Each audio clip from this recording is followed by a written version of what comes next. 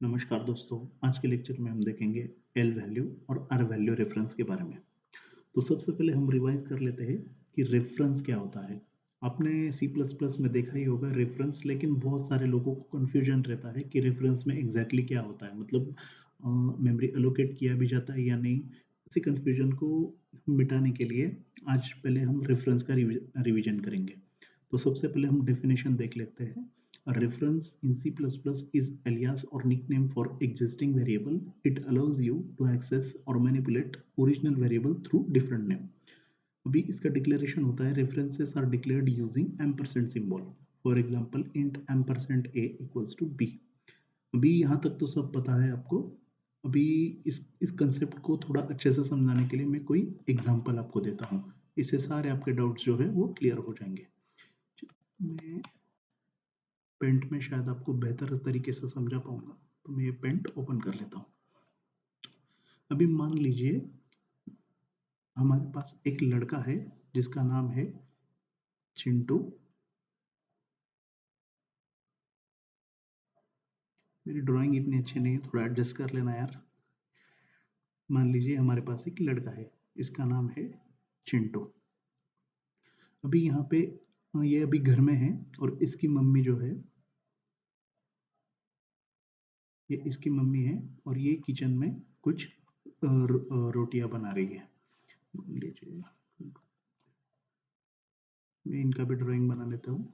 मान लीजिए वो कुछ रोटियां बना रही है, ऐसा समझ लेते हैं किचन में।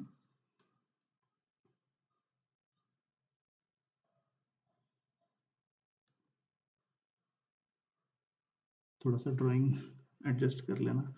चलो मान लीजिए चिंटू की मम्मी यहाँ पे किचन में रोटियां बना रही है और चिंटू को उसकी मम्मी बोलती है, बेटा ये 3 रोटियां लो और एक उसके बाद आप एक रेड कलर का डिब्बा बनवा लो और उसमें ये 3 रोटियां डाल दो। चिंटू डिब्बे बनाने में बहुत बड़ा एक्सपर्ट है, तो डिब्बे बना भी सकता है। तो यहाँ चिंटू दौड़ा दौड़ा जाता है, रोटियां लेता है और उसके बाद एक डिब्बा बनाकर उसके अंदर ये रेड कलर सॉरी ये लाल कलर का जो डिब्बा है उसके अंदर ये 3 रोटियां रख देता है। 1, 2 और 3। ये 3 रोटियां ये मैं मान लीजिए मैं इसको नाम दे देता हूँ यहाँ पे, ये लाल डिब्बा। ये लाल कलर का जो डिब्बा है, चिंटू ने अभी 3 रोटियां इसके अंदर रख दी है। यानी अभी कुछ थोड़ी देर बाद मम्मी फिर से चिंटू को बोलती है, बेटा ये 2 रोटियां लो और रेड कलर के डिब्बे में रख दो। अभी चिंटू वापस से दौड़ा दौड़ा जाता है, 2 रोटियां लेता है और यहाँ पे सर्च करता है कि रेड कलर का डिब्बा कहाँ है, क्योंकि उसको तो सिर्फ लाल कलर का डिब्बा ही पता था जो उसने बना लिया, जो उसके मम्मी ने पहले उसको बोला था वो बना के उसने उसके अंदर डाल दिया। लेकिन मम्मी ने इस बार ऐसे नहीं बोला कि कुछ रेड कलर का डिब्बा बना लो और उसके अंदर डाल दो। मतलब चिंटू को बस इतना ही पता था कि वहाँ पे कोई रेड कलर का डब्बा है, इसके अंदर हमें रोटियां रखनी है। लेकिन चिंटू अभी यहाँ पे कंफ्यूज हो जाता है क्योंकि यहाँ पे तो कोई रेड कलर का डिब्बा है नहीं।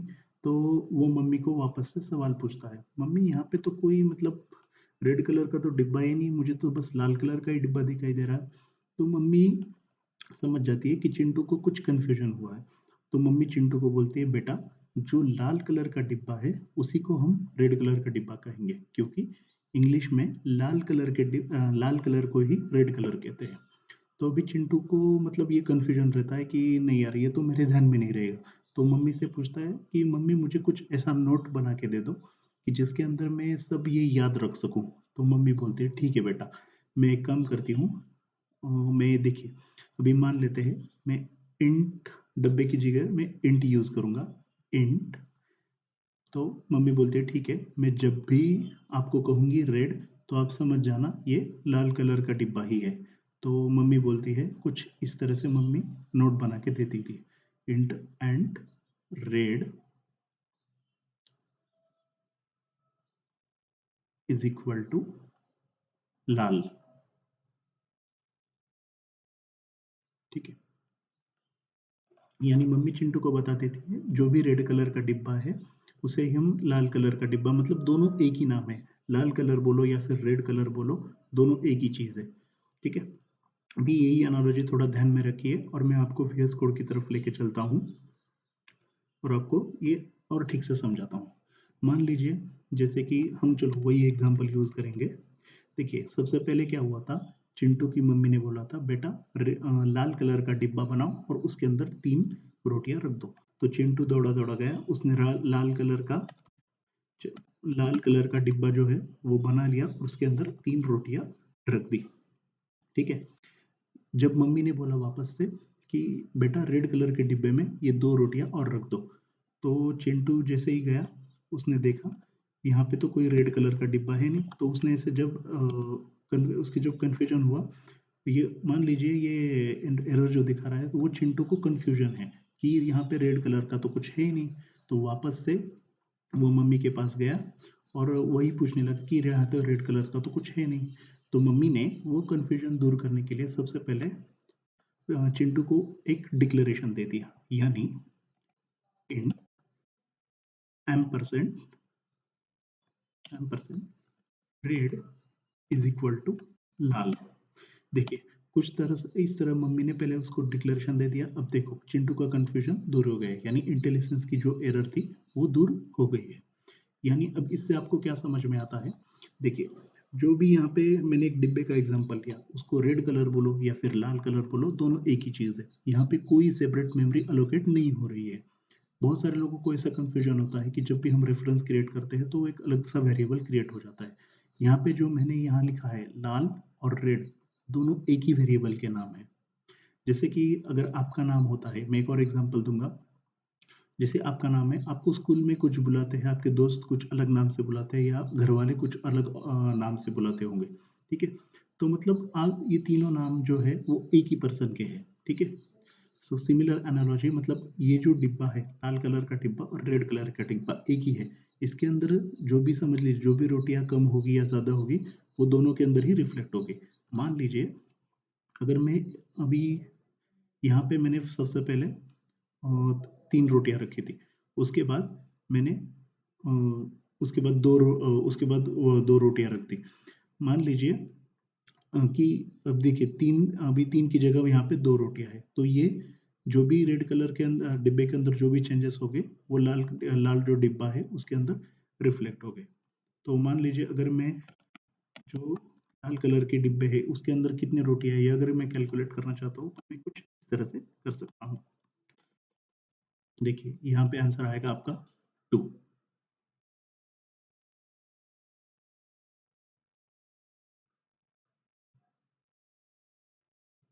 देखिए, यहाँ पे 2 सक्सेसफुली प्रिंट हो गया है, क्योंकि सबसे पहले लाल कलर के डिब्बे के अंदर 3 रोटियाँ थी, लेकिन बाद में सिर्फ़ हमने 2 ही रोटियाँ रखी थी, ठीक है? ये एडिशन नहीं कर रहा हूँ मैं, इसे समझ लिए यहाँ पे रिप्लेस कर रहा हूँ, वो तो 3 रोटियाँ निकाल के मैंने यहाँ सिर्फ़ 2 रोटियाँ रख दी। इसके लिए दोनों का जो वैल्यू है, रेड और लाल, ये मतलब इसके अंदर जो भी रोटियाँ रहेगी, वो लास्ट वैल्यू जो भी हम अपडेट करेंगे, वही दोनों के अंदर रहेगी, ठीक है? तो इससे हमें ये समझ में आता है कि हम जो भी चेंजेस करेंगे इन दोनों के अंदर, कोई किसी भी एक वेरिएबल के अंदर चेंजेस करेंगे तो दूसरे वेरिएबल जो है उसके अंदर मतलब रिफ्लेक्ट हो जाएँगे। तो ये था सबसे ये कन्फ्यूज़न मैंने इसलिए अब आपको क्लियर करने की कोशिश की, क्योंकि उसके बाद ये कांसेप्ट बहुत काम आने वाला है एल वैल्यू और आर वैल्यू के रेफरेंस के जब हम वो पढ़ेंगे उसमें आपको ये बहुत काम आएगा। तो आपको ये बहुत अच्छे से समझना बहुत ज़रूरी है, ठीक है? तो मैं एक एग्ज़ाम्पल लेके आपको वापस से समझाता हूँ और इस टॉपिक को क्लोज़ करूँगा। मेरे पास शायद यही एग्ज़ाम्पल था, शायद मैं आपको ठीक से एग्ज़ाम्पल नहीं बता पाया, बट आप थोड़ा बहुत तो समझ गए होंगे कि रेफ़रेंस का कांसेप्ट एग्ज़ैक्टली क्या होता है। अभी थोड़ा वीएस कोड की मदद से समझ लेंगे।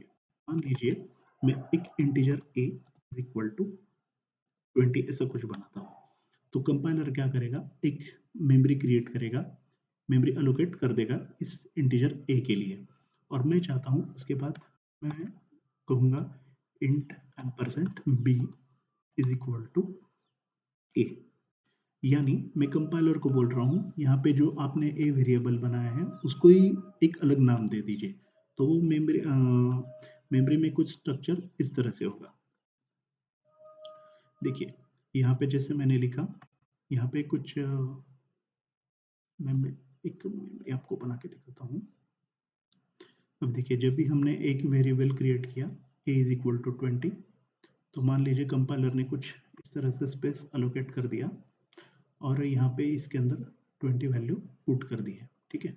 लेकिन जैसे ही मैंने जैसे ही देखा यहाँ पे आपने देखा होगा, जैसे ही मैं एक रेफरेंस क्रिएट कर रहा हूँ int ampersand b is equal to a, तो कंपाइलर यहाँ पे कुछ इसका रिप्लेसमेंट रिप्लेसमेंट नहीं बोल सकते, इसको एक अलग नाम, एक नाम दे देता है।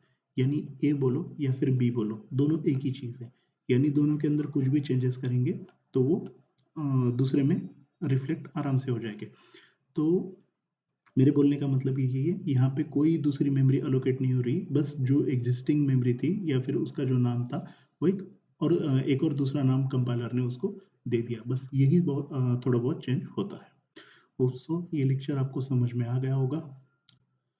So thank you so much.